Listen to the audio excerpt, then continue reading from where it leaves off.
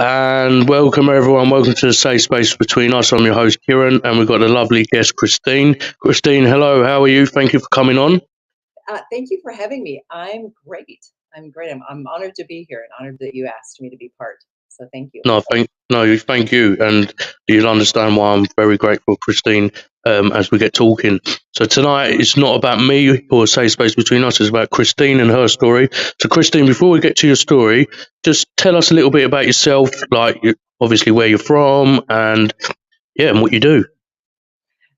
Let me start from where I'm from. I'm in the States. I'm in the state of Wisconsin, which is northern in the States. I'm about 90 miles east from the Twin Cities or Minneapolis. So more people are familiar with that than where I live. So yeah, so 90 miles east of the Twin Cities. Um, let's see about me. I'm a mom. I'm an educator. My professional background was teaching and training and grant writing. I did that for about 30 years, and I taught everything from elementary kids all the way up to university.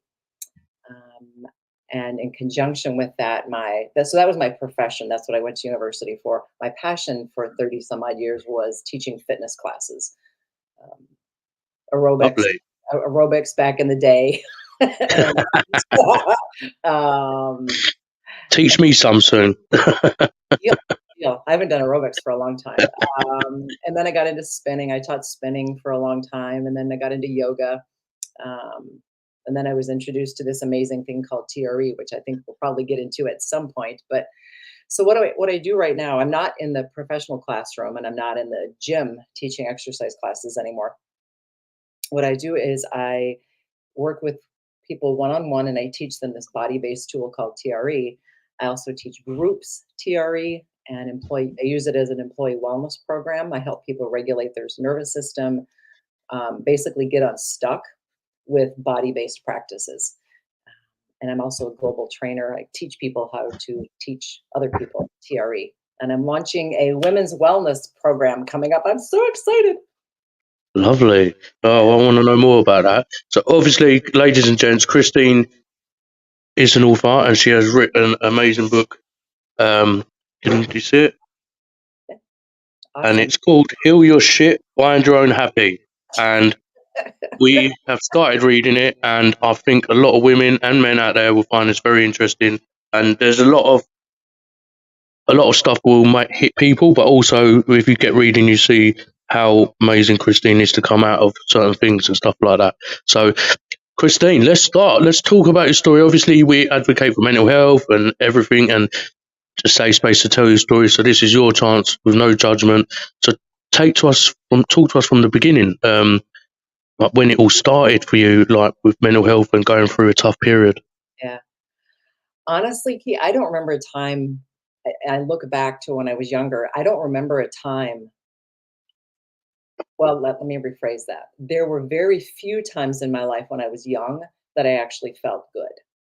Yeah, From like back in the beginning, up until when I was maybe 20, and when I was in what I call practice college, or that's what I referred to in the book, because I moved away from my home here where we live right now in Eau Claire, Wisconsin, down to Madison, the capital of the state, to go to college. And I really I say I majored in State Street, which was like the party street. It was on my own. I was like 19. I didn't know how to adult. I had no clue. And, I basically for the first time could do anything I wanted. Um, but I remember the only time feeling good when I was younger, which didn't make sense to me at the time, the first time I heard these words come out of my mouth, but now it makes perfect sense. The only time I remember feeling good when I was younger was when I was with my friends. And wow. that's not to imply that my home life was bad. It wasn't. It Mm, was My mom was a single mom. She raised two children on her own. She was an educator, and I don't know about in the UK, but teachers here don't make a lot of money. I mean, yeah, it's the same. It's the same. We could talk about that all day and all week, all month. It's we shocking. we could do it is it's totally shocking. We could do so much better. But nevertheless, so that part of my life was not bad. Um, but I mean, she did the best she could with what she had. She wasn't taught how to do self-care and all those other things back then in the 60s. So, but it was the assault when I was little, between the ages of 8 and 10, that was kind of the catalyst. to basically make me feel like shit all the time. And so what I Right. did, I numbed out. I watched TV when I wasn't in school, when I wasn't with my friends. I was watching TV, just kind of numbing out. And it for good, better, otherwise. That's what happened. Are you comfortable telling us what obviously happened with yourself? Yeah, are you okay telling us? Yep, absolutely, absolutely. So I am however you want to frame it, I'm an adult survivor of childhood sexual assault. Um, my It happened between a couple times between the ages of 8 and 10, and it was my mother's husband, so not my biological father. So those of you reading the book you'll learn that whole story about my Yeah. biological father. Um, but it was my mother's husband. They married when I was, I believe, 2 or 3, and he was clearly a traumatized and hurt individual himself, and he was groomed clearly. We don't know anything about his story, but he two separate times. Well, actually, there were 4 incidences, but twice when the big incidences, my mother was gone, and I was sleeping. He would wake me up, and then he would tell me that he was going to rub my legs to help me go back to sleep. And even then, I was like, "Do what? That doesn't make any sense. Why'd you wake me up?" But ages 8 and 10, there was a little bit of cognitive functioning going on Yeah, there. yeah, of course. But the rest of it's like, you're supposed to be the adult. What am I going to do? Tell you no? Because the first time I had no clue what he was going to do. Not a clue. Yeah. Um, Anyway, so I don't know how much detail you want me to get into, Keith, You but can here in the UK. Listen, the safe space between us. There's no limits. I always say to people, there be sensitive stuff. So going forward, guys, anyone watching this, there could be sensitive stuff that you may get upset. If you do get upset, please seek support or message me after, and we'll be happy to talk about it. But as everyone knows, this is Christine's story, as every other podcast is. No limit. So as comfortable as you want to go, I want you to be comfortable. Obviously. talking about, yeah. So yeah, those of you listening, trigger warning. If you have sexual assault in your back pocket, trigger warning. This might trigger you. So yeah, he woke me up. He told me he would rub my legs to help me go back to sleep, and he did. And then over time, what he would do is he would like move my legs apart and then slowly insert his hands inside of me, or hand, whatever. Yeah, I knew there was some part of me. Well, I know what part now as an adult, but my nervous system kicked in, my safety system kicked in and took over for me, because what I did is I dissociated into the air conditioner that was in front of my bed.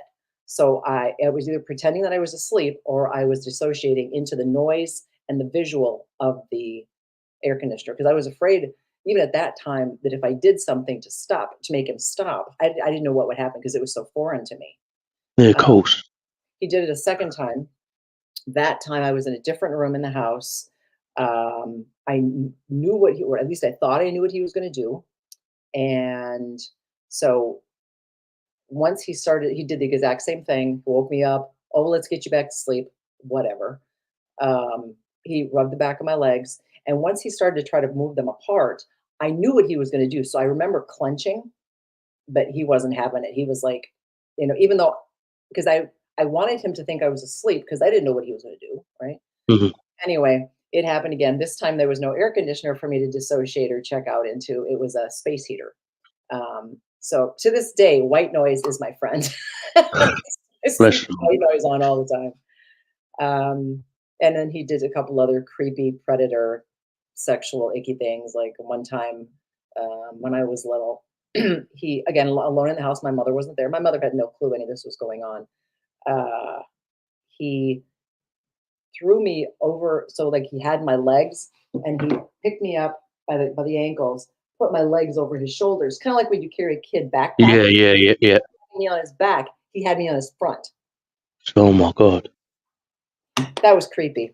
That was creepy. And then another time, and this I read about this. Well, I read about all this in the book, but the other thing was him having me touch him when he was erect, when he was hard. And he made up this whole story about it. He tried to make it look like he was teaching me something, and it was just nasty. And at the and yeah. So then there was one other time when he was alone in the house with us, and I thought, bullshit. Even in my 8 or 10-year-old brain, I'm like, not happening. Um, so he was at the house alone. He got mad at me because I wouldn't eat the food that he brought over because I wasn't gracious enough to eat his food. And he didn't like being challenged. He was a academic. He's not. He passed away from COVID and other complications. I think maybe not. Yeah. Anyway, a couple of years ago. But he was an academic. He was brilliant. He was a Fulbright professor who went to China all the time. He was a political science professor and he was a politician, highly connected. And he didn't like to be challenged. And so when I challenged him that day, because I wouldn't eat his food, he got mad at me. I ran upstairs to my bedroom, or that's where I headed. But then I hid out some stairs, and I remember sitting there like this, just kind of pensive, thinking, is he going to come? Is he going to show up? And he did. And I remember seeing his face at the bottom of the stairs, and he was trying to talk to me to get me to come down to do whatever or let him come up, something like that. And I was like, I'm not having it, no way. And I think what happened was I just screamed bloody murder. I just was like not having it. But he'd inch his way up the stairs, and I remember sitting on my butt on the steps, and I would inch my way up on my butt going backwards. So those are I'm getting all red. I haven't told these stories for a while. To be fair, I can see by your eyes as well, and I'm trying not to swell up. Recently, I swell up quite easy, but to hear things like this, it brings back memories in certain things that's happened to me in my life, and obviously Carrie, who is commenting in this as well, and many other people out there as well who probably ain't even told our story yet. How often these things have happened to many people around the world, and Yes, it like is obviously, so. the longer we get to your story, I would like to know, obviously, when eventually come out, how you was treated by the police, by the people investigating, or etc. I would love to know because here I was treated okay at one stage, then I wasn't treated okay. I was treated like I was, yeah. It's not my story, but yeah, continue. So obviously that happened for a few years, didn't it? Did it happen for a few years? Well, those are the big things. I don't remember when, but we know if we meaning my mother and I backtrack, it was somewhere between the ages of 8 and 10. Yeah, How long over that period of time, I don't know, but those were the 4 incidences that I remember, and I'm fairly certain that's all there was. But there was probably some other garbage behavior on his behalf, back then as well. Um, excuse me. So what happened there were never any police involved. Um, but what did happen is when I told my mom, I was how old was I? I don't know. I was in high school. So yeah, we moved. This happened in the South in the States, in Tennessee, in the state of Tennessee. We had moved in between all this to the north, to Wisconsin. And I was a teenager. I was livid with her for grounding me because I had, garbage teenage behavior. Like I stayed out all night with this guy, and she wasn't having it. I was scaring her. I was terrifying her because I was a snarky teenager, right? And then I just didn't come home, and that just scared the crap out of her. So when I did come home, she came out, saw me, and as I'm getting out of the car, she slapped me. She was just terrified. She didn't know what else to do, but she slapped me and then grounded me. And I was not having the grounding because the boy I was in a relationship with was home on leave from the Marines, and he was only home for like this amount of time. And then she grounded me during that time. So I got so mad, I spewed the whole story. And my mom was just like, what? Wait, hold up. What tell what? yeah. Of So course, it must have been hard for her to like hear, obviously your daughter, and then her, obviously who she was with. yeah, yeah, absolutely. So she was brilliant though. I mean, she was absolutely brilliant. She handled it with just grace and ease. The first thing she said to me was, "Have you ever told me this story?" And I went, "No." And the interesting thing is because she was getting her master's program in special ed, and a lot of that education, because she's a teacher, um, Hmm. she was working with a lot of child abuse classes, or in child abuse classes, and learning about a lot of these things, sexual assault, blah blah blah, nervous system. And Yeah, so she said to me, "Have you ever told me this?" And I was like, "No." She was like, "Okay." She immediately called her attorney, down in Tennessee. And well, no, first she called, his name's Rick, or was Rick. She called him, and he didn't. Sorry, if you haven't read the book and you're going to spoiler alert, because Spoiler alert! Spoiler alert! Carrie, spoiler alert! this no shit really happened. So I tell my mom, she calls him, and he says to her, my mom's name is Carolyn. He said, "Carolyn, I'm going out of town for a few days. I'll call you when I get back." Okay, That's all he said. that's He all. didn't That's it. he didn't deny it. He didn't say shit. That's all he said. And then they hung up. And my mom's like,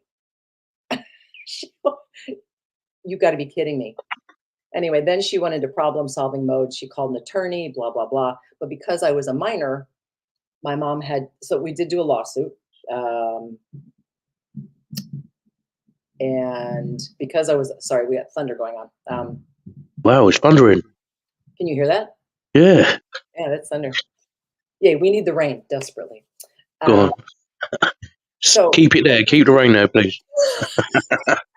yeah, yeah. UK don't need no more rain. I know. I know.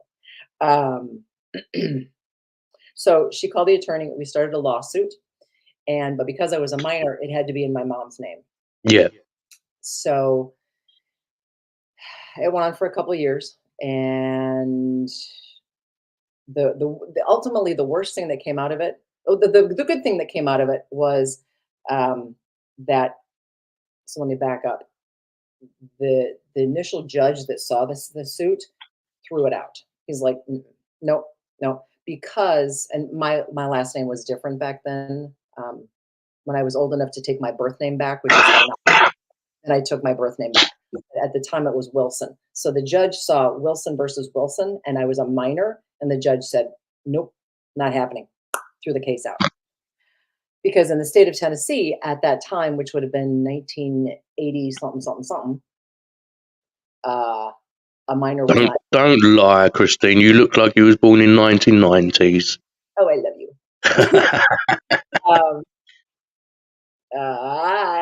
Threw me off. Anyway, Sorry.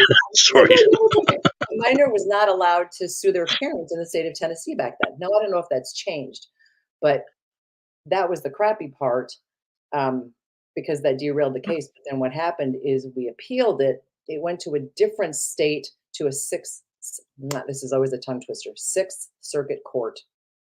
And we won. So I made legal history. So if you look it up, I made legal history. The overruling said, yes, a minor can in this type of case. It went back to Tennessee. I don't know what happened with it after that. In the meantime, somewhere in there, I never dealt with the police, but I was deposed. I had to go, I was questioned. We had to go back down to Tennessee. I was questioned by his attorney in a room with just myself as a minor, his attorney, and a court reporter. And his attorney shredded me. He said, I mean, I was terrified. I was absolutely terrified. The fact that they didn't allow my mother to be in the room still blows my mind. That's disgusting. Blows my mind. But his attorney, I remember very clearly, and this is in the book, spoiler alert, his attorney said to me things like, "You know he never did that to you. Why are you making this up? Why are you trying to ruin his career? Why are you trying to ruin him?" You know, on and on. So blaming the victim. Yeah.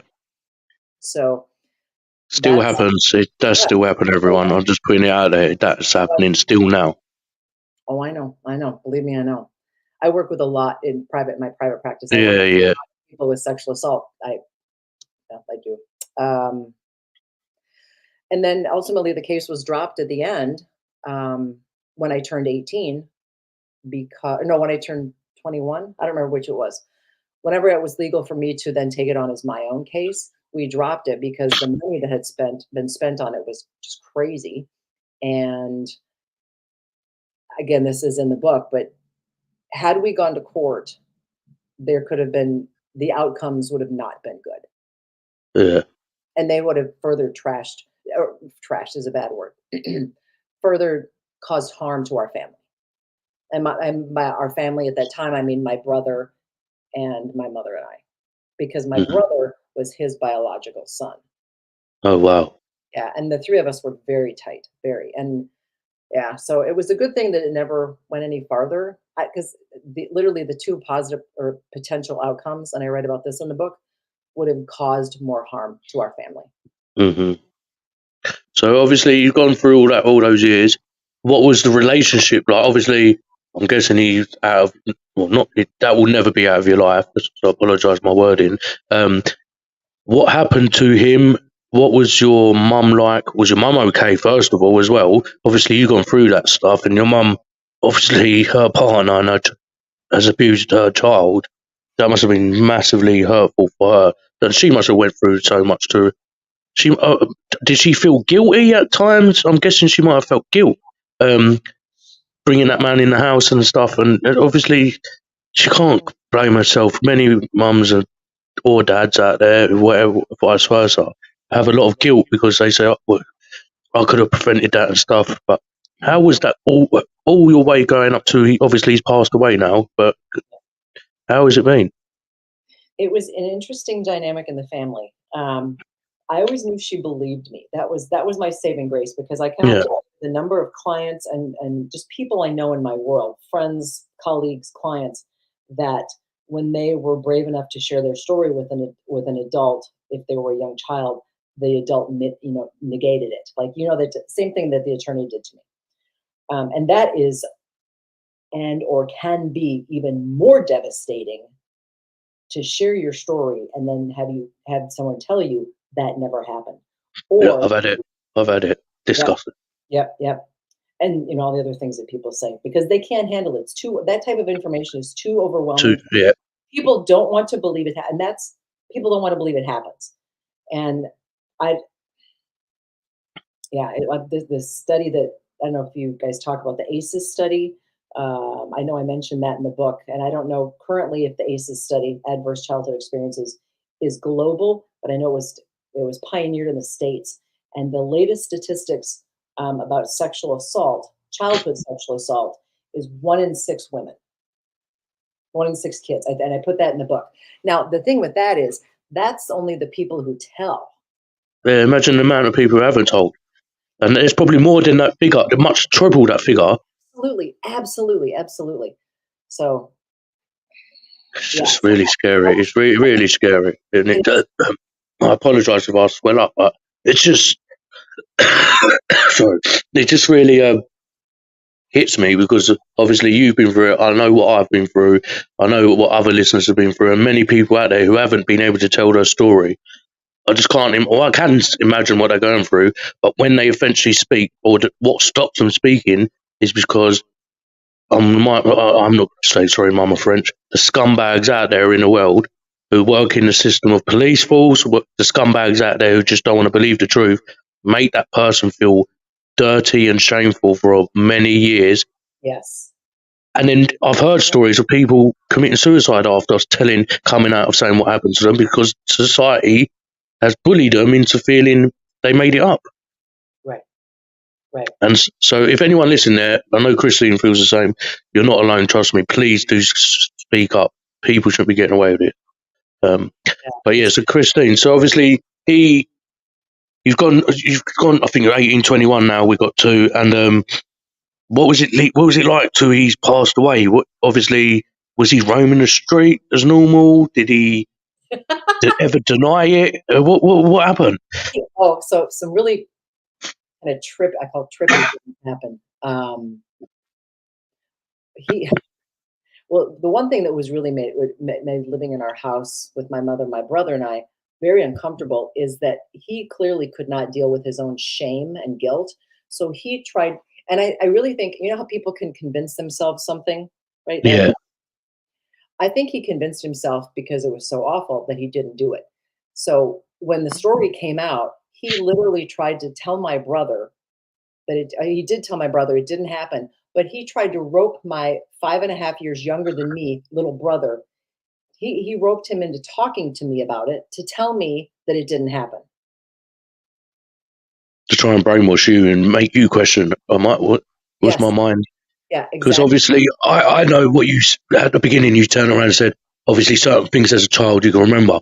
And only to learn early last year, for example, what happened to me at 14, it's clear as that day. I don't know how your mind works, but it's clear as day that every single dirty detail still lives with me from early last year to now than it ever did in the last 21 years. So I can totally understand it. And then when people say to you, keep quiet, we don't want the community to find out about it, they then make you question for all those years. You know, did it happen? Was it my fault? And all my life, I thought it was my fault. So my question to you, do you think, do you blame yourself? Did you blame yourself at any stage? I'm glad. Well done. Well done. No, well done. Because I know people out there do.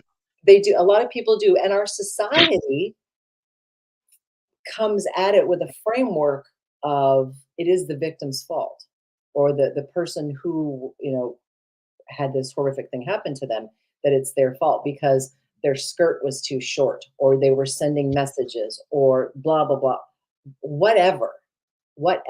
It's never that person's fault. Exactly. Well, I try to be cautious about, definitive words, but nevertheless, I never thought it was my fault. I know a lot of people do, and I feel so bad for them because it wasn't. But our society, globally, not just the States, globally, it's implied that it was somehow people's fault. Even these big, sexual assault cases on TV, like Cosby and Trump and all, and Harvey, whatever his name is, in the entertainment industry.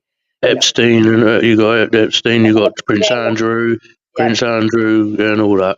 Yeah, they made it sound like it's everyone else's fault. And to be fair, I'm going to go on a rant for a second here. To be fair, society here in the UK, for me, it's disgusting. I can't support, for me, and I'm sorry for going on politics here and off road, I can't support the royals, for me, because they've allowed a dirty nonce like Prince Andrew into on my TV because the king's putting his crown on. But that's okay. But then we can slag off Prince Harry and Meghan for having speech, and regardless of what people think of them, they clearly know something to be away from that family. But then we as society, Prince, my king, your king was involved in all these people, Jimmy Savile and all that and stuff like that. But we turn a blind eye. That's okay. I'm sorry that I'm ranting it. That's okay. But if that's okay. That's okay because he's a royal, or because he's a president, because he's prime minister, because he's hosting this morning. I totally agree with you. Society's fucked up. I'm sorry, society's fucked up when it comes down to paedophilia, nonsense, and stuff like that. I just think it's if you just don't mess with children. If you're a child, or you do not rape, you do not sexually abuse, you do not touch when you're not supposed to touch someone.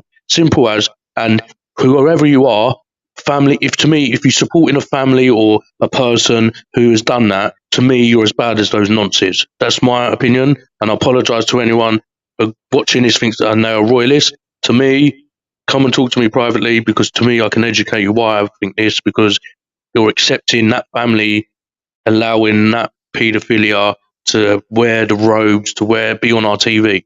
I'm sorry, it's wrong. Anyway, back to you, Christine. Sorry, I'm really passionate about these conversations. It's because I just don't get society. I don't get society, Christine. I really don't get it. Because I'm going to use me as an example. If I was a nonce, right, my family would be bombed, would be stabbed, would be labelled everything if they backed me, regardless if that's my family, right? If they backed me for being a nonce.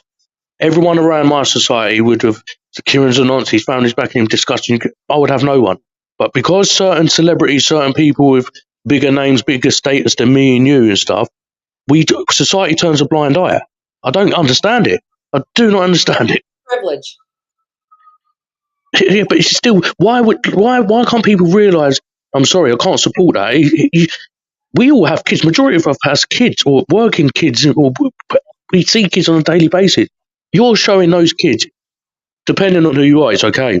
That's basically what we're doing as society. I'm sorry, I'm telling my kid, if someone's raped a woman or raped a man or touched a kid or whatever when they shouldn't be doing it, to me, that is just the biggest thing, is a no-go in my book. But anyway, back to the Christine show. This is not the Kieran show. This is the Christine show. So I'm really sorry. So yes, talk. Hey, it's okay. I love that you're passionate about it because, well, it is. It's privilege and power and money, Yeah. and status and all of that. And then there's the look the other way. Don't ask, don't tell in this situation. And the other thing is, I mean, there's many reasons why people don't talk about it, but other than the shame and all of that, but it makes people uncomfortable. And anything that makes us uncomfortable triggers fear, Oh yeah, cool. and fear stops everything. So, and we act like it doesn't happen, right? We act like it doesn't happen because I don't want to know. It's icky, it's ugly, it's dirty. I don't want to know because that will make me uncomfortable. So don't tell me, kind of thing, which is that's how we've gotten into this situation, right? Why it is so pervasive. And like I know in the stats in the States are 1 in 6 women or girls. I think men is, That's just crazy. 1 in 6 yeah, women, girls. but I have a student from Saudi, and he said, because we were talking about this, because Yeah. I was teaching him how to do this body based trauma tool, and so we always get into trauma conversations, and he said that he was working with some clients, and every single one of them, he said the sexual assault there and is even worse. This is what I'm saying. People just think it's it's just crazy. And like I said, it's happening in every country. It's happening. I'm telling you, it's happening in my area and that. And but society just needs to stop turning a blind eye because, to me, I'm not saying being judgmental, but I want to be careful with who my kids are socialising with because it happens to me at 14, and I don't talk to my family anymore about like because yeah, that's another story. But it's to me, it's 21 years on. It's as powerful than ever. My sleep, my images. I don't know if it happens to you still. I see every dirty image recently now than when I was a kid. Probably because I've been more vocal about it. But then you see the kids out there, and I just think what us society is showing is because in America, for example, I know they're allowing. I've got nothing against transgenders, by the way. I know they're allowing transgenders to go into schools and stuff and educate what transgender is and stuff like. To me, that's a bit messed up because that's just showing kids like at such a young age. It doesn't matter if a man or woman what you want to be, but you're also showing these people are probably who are transgender quite a lot. And if people read the statistic and fact, have probably done sexually assaulted a child or someone before to make them change. And I've got nothing against them, but to let them educate our children, it's just showing children that listen, it doesn't matter if you get touched up by a man or woman. It doesn't matter. It's okay. And I just think, fuck it, the world's gone mad. The world's gone mad. It has gone mad. It has. But listen, back to you. I'm going to shut up. Back to you. So obviously, you've gone all through that, and he tried to brainwash your brother into trying to persuade you that it's not. Watch my brother, yep. And later, he tried to brainwash my nephew, my brother's son. Wow. He did. There were a few of his his university students who came out and spoke out against him, and it never went anywhere, unfortunately, because he was doing something to his students. He on his deathbed a few years ago, I think 2 years ago now, maybe, he was still trying to convince my brother. Fucking hell. Yeah, yeah. Just so the guilt, that he was carrying around, I can't even fathom. I can't even fathom. Well, we've just had a comment. I'm so sorry. Yeah, This is very important, amazing conversation. This happened to me at a young age. Bernadette, I'm so sorry that this happened to you, and obviously you need to talk or anything. I'm sure Christine will be happy to talk to you, but yeah, really sorry. But and congratulations, I'm very proud of you. You're very inspiring to even comment that. So well done. Yeah, Yeah. Well done, Bernadette. The one thing I can say, and I don't know if there's other questions and we want to do that.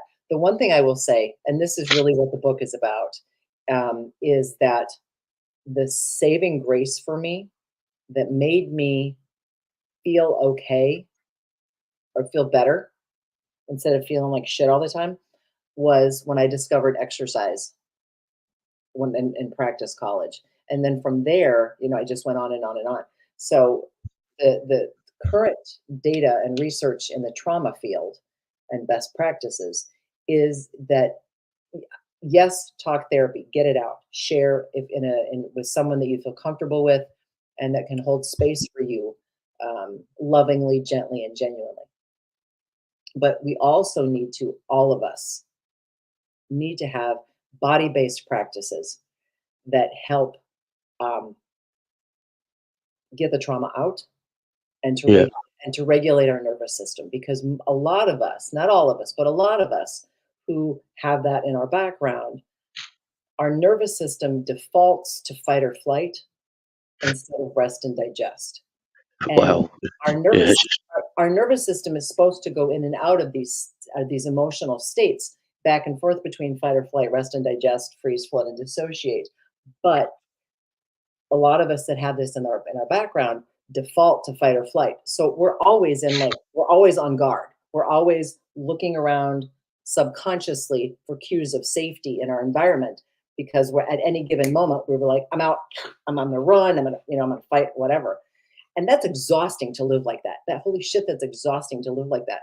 So by having a body-based practice that gets this stuff out, because our bodies are holding the memories. Every single cell in our being holds these Yeah. memories.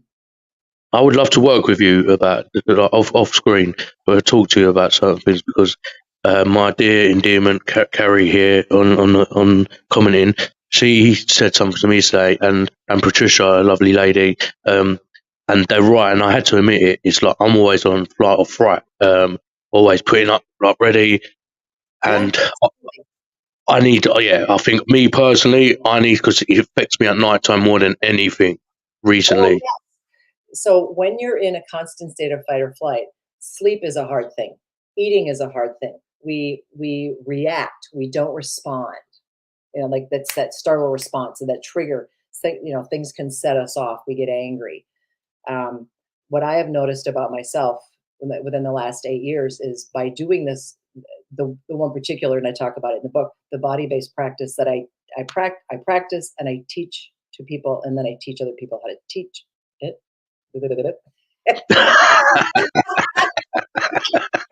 Try that again. Holy cow. Anyway, I did like that little. I do that all the time. I'm a classically trained teacher and trainer. Um, so this body-based practice helps get the trauma out of our system without having to talk about and relive the story because it regulates our nervous system. So it calms our nervous system, our autonomic nervous system, our built-in safety system that kept us safe when it needed to, but the bells and the whistles keep going off. It calms that system down. So it does Yeah, not, so the bells and whistles don't go off so often.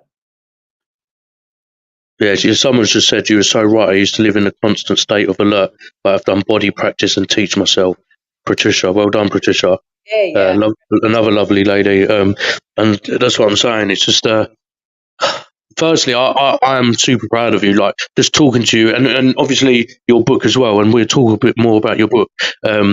Is how you've come through all that. And I obviously I know how all my life I've reflected on things and think that's why I was so defensive. That's why I didn't trust adults at the time. This is why I got kicked out of school because I just didn't trust any teacher.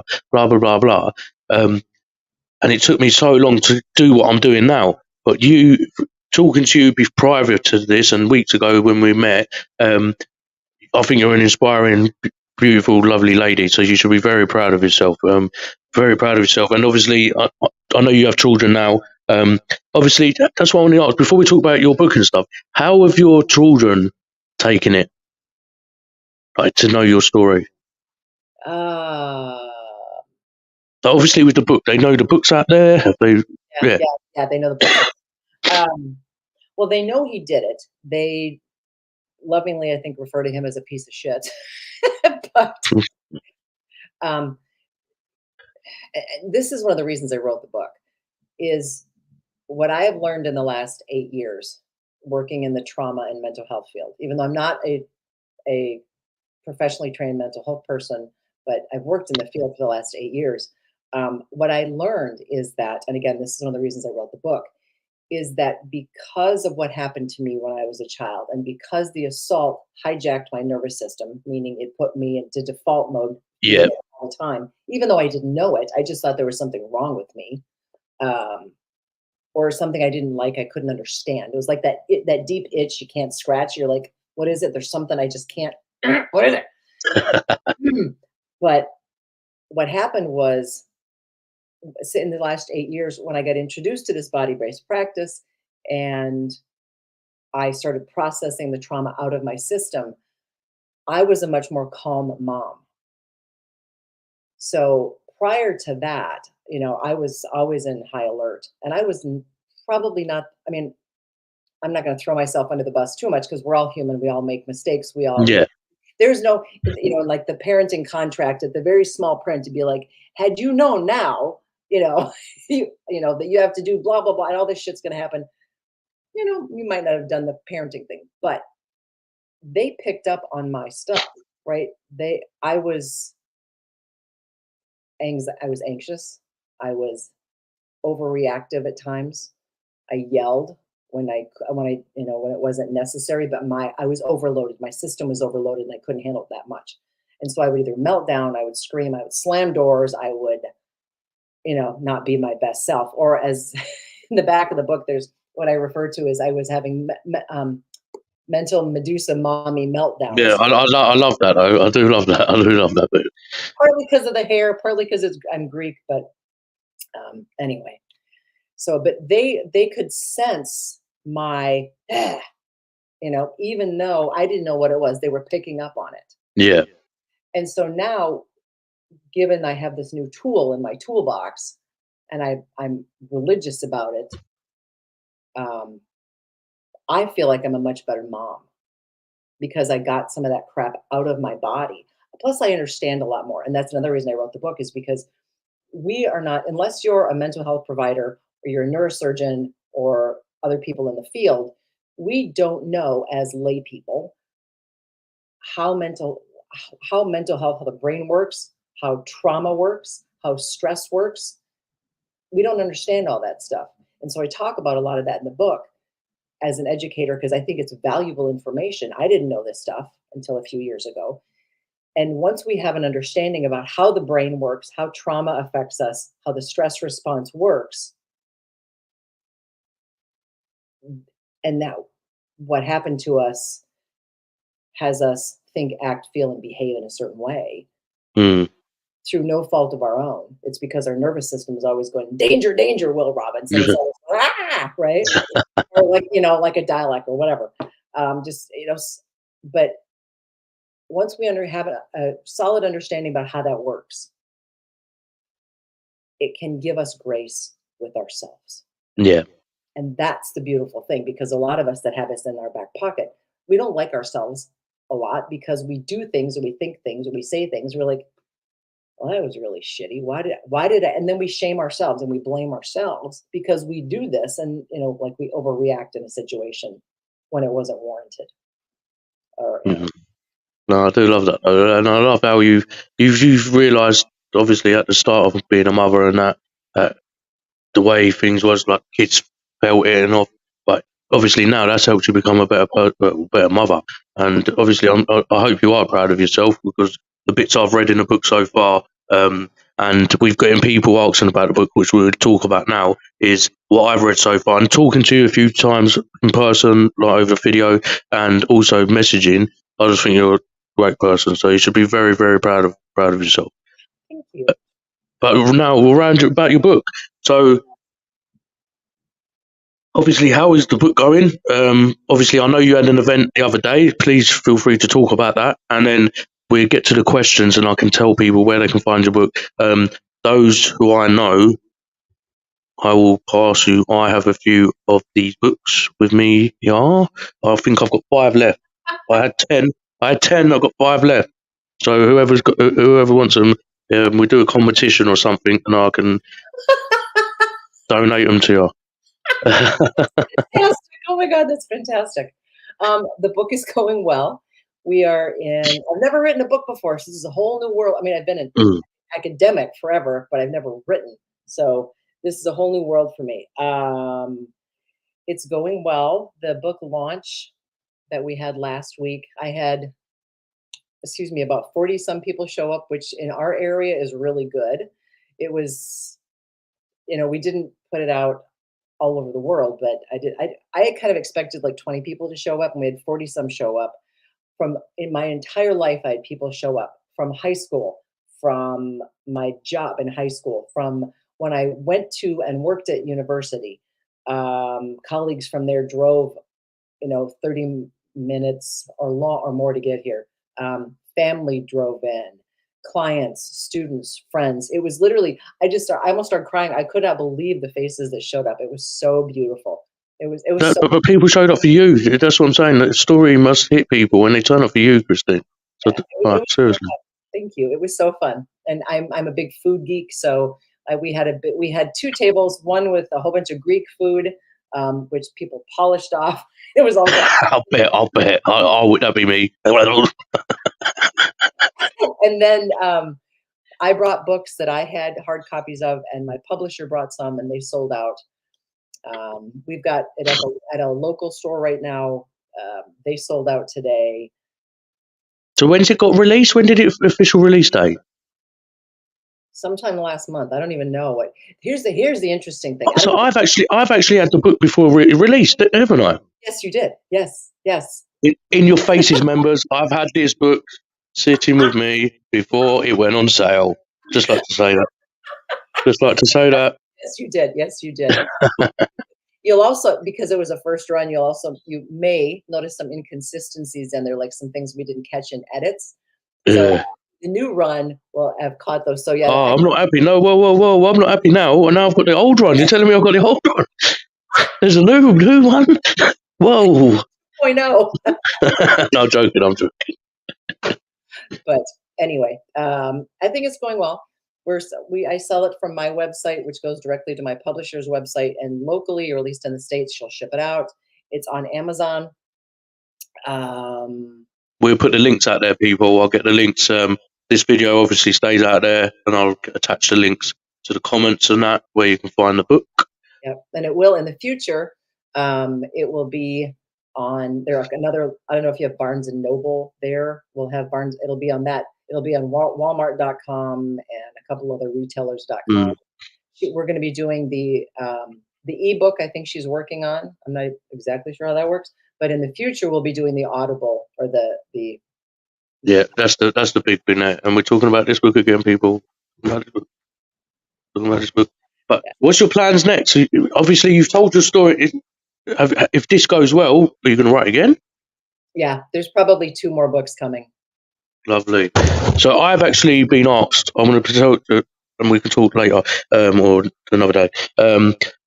Me and a few others, members, not people who are just involved with the safe-based business, have actually been asked, why don't you write a book about your stories? Like some of your stories we listen to on a podcast are book material.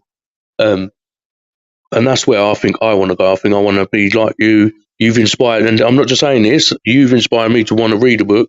And I'm not a reader.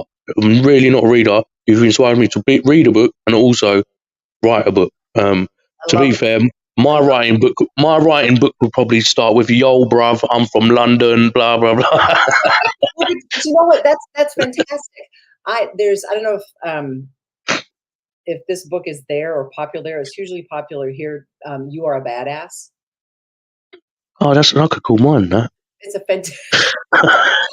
it's a fantastic book, but the way she wrote is more conversational. And I read that book years and years ago, and I remember reading that book and thinking, if I ever write a book, that's how I want it to. I don't want it to. Yeah.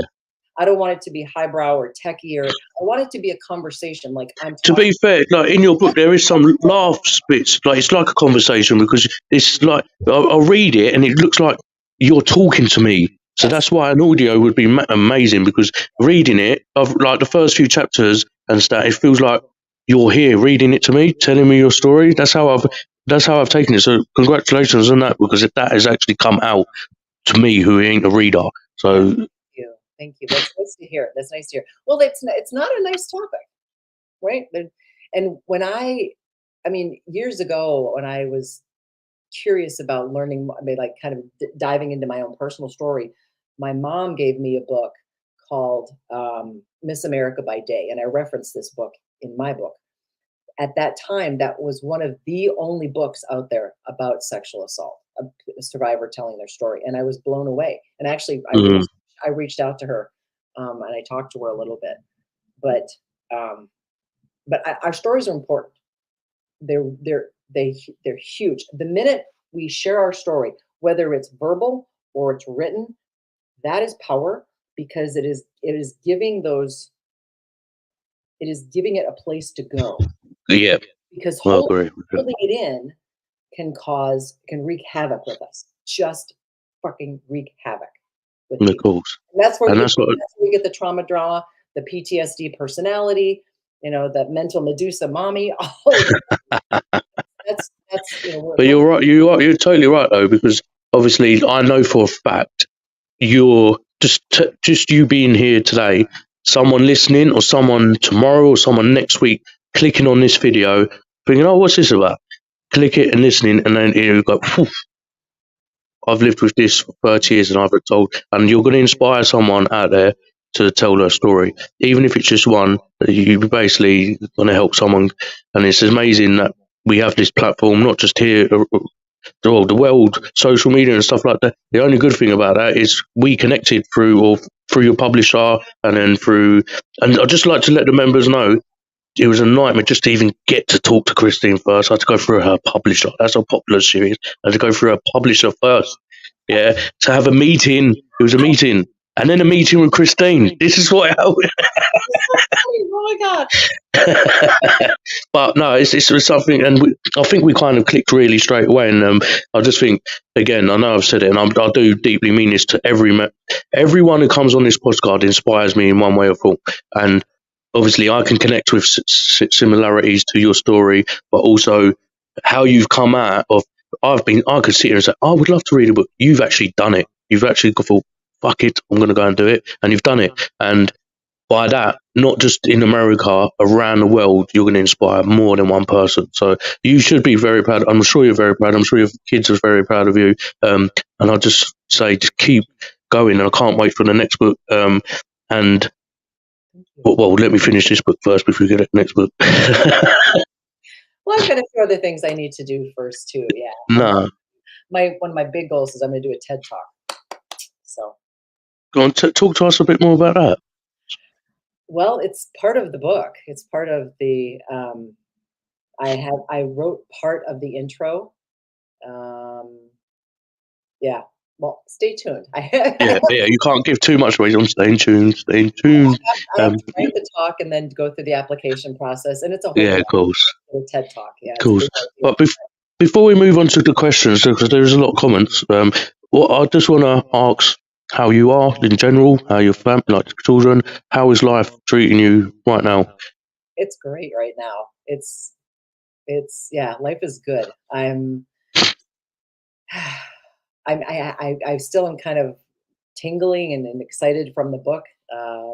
It's fun that it's out there. It feels really good to have it out there, and the reception that I'm getting is massive. I mean, it's wonderful.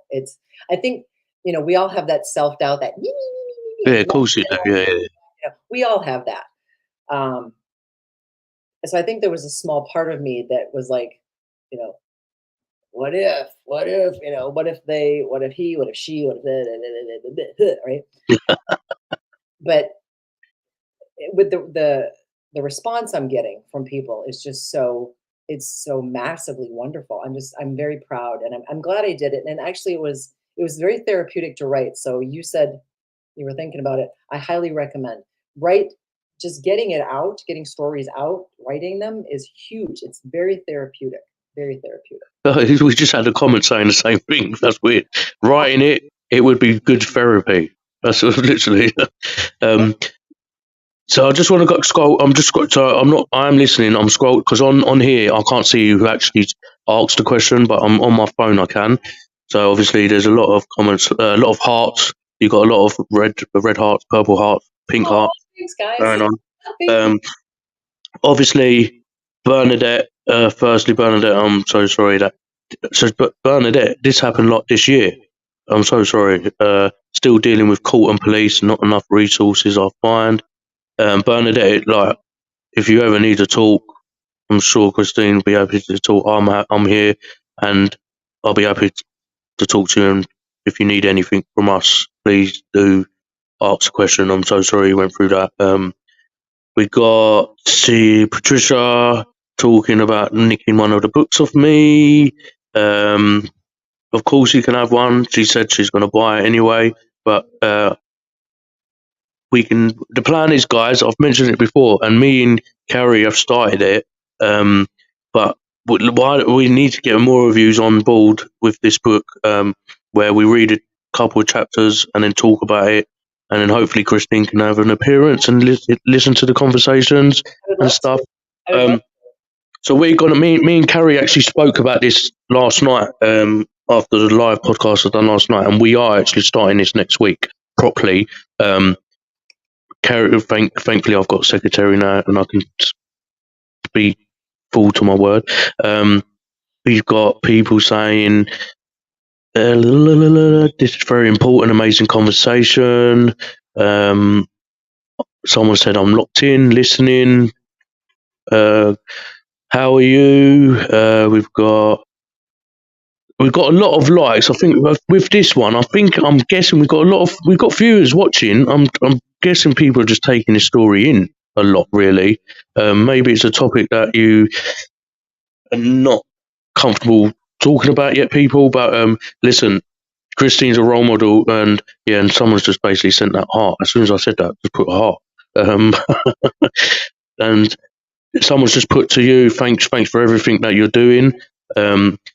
So guys, seriously, if you're in a situation like similar to things that Christine's gone through, first of all, I'll recommend getting this book, and I'll put the link out there as well.